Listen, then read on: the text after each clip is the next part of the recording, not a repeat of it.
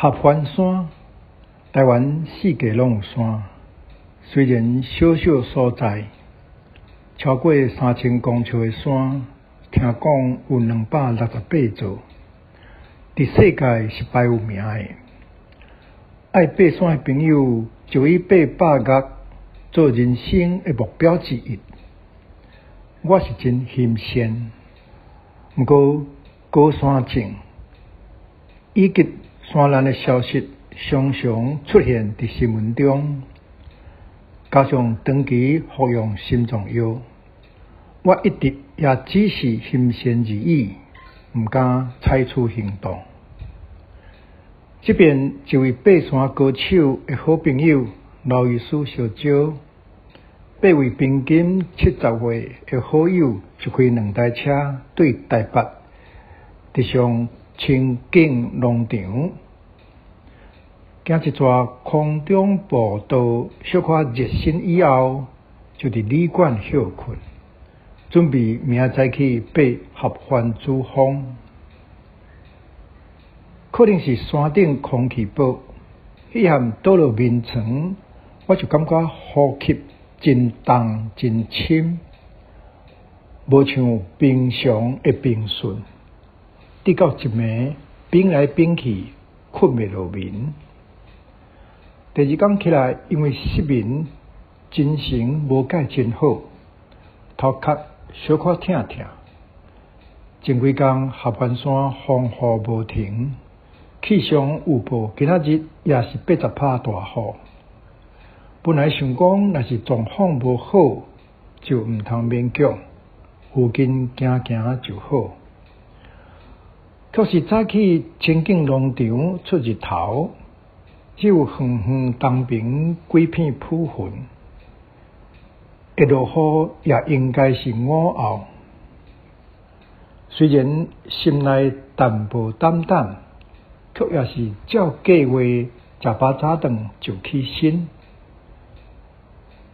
开车到武岭停车场，风大雾重，雨啊湿湿，温度5度左右，就亲像狗的外套，开始对登山口出发。到主峰约1800公尺远，是斜坡的道路，一步一步升悬，哪爬身躯会哪烧热，就将连身帽扭落来，拉链扭开。若是行到风口，风大雾重，雨啊阁湿湿，温度马上降低，就紧将帽啊戴好，拉链扭好，屈身拄风进前。越过一关，风停雾散，雨啊也无，身躯又阁起热，就阁帽啊扭落来，拉链扭开。山路弯来弯去，天气变化是随时，一路来来回回，同只的动作要重复几若遍。伫爬山的中间也是会喘，就一步一步细而行，无求紧，随时注意心跳正常，头壳痛也无加重。老母一路问我有问题无，我拢讲目前还会肯定。沿路有老人、少年人，也有父母带细囝，老师带学生，毋是人山人海，却也是一路有人。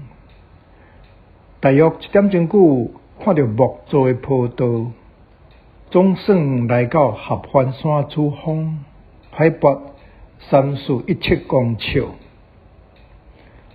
梦想真久的名山，可惜蒙雾重，周围风景看袂清。对登山者来讲，爬合欢山是倒顶年间，轻轻松松。